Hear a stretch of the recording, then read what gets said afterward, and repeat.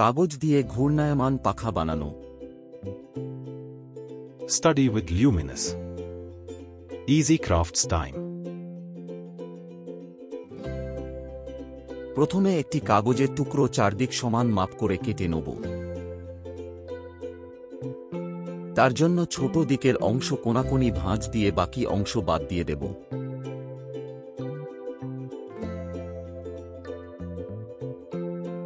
এরপর চারদিক সমান মাপ করে কাটা কাগজের টুকরো কোনাকুনি সমান ভাগ করে মুড়ে নেব। কাগজের টুকরোর মাঝের অংশে একটা গোলাকার মাপ করে নেব। তারপর ওই গোলাকার অংশ ছেড়ে কোনাকুনি মাপ করে কেটে নেব।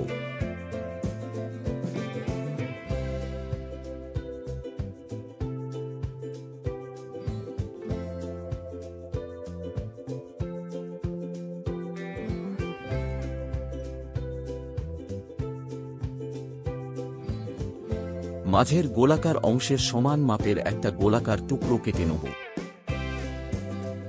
মাঝের অংশে একটু আঠা লাগিয়ে কোনাকুনি কাটা কাগজের দুটো টুকরো থেকে একটি করে টুকরো মাঝে জুড়ে দেব, ভিডিওতে যেমনভাবে দেখা যাচ্ছে।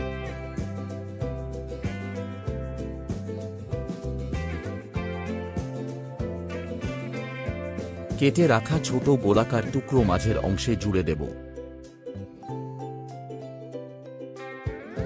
এখন কাগজের তৈরি পাখা রেডি।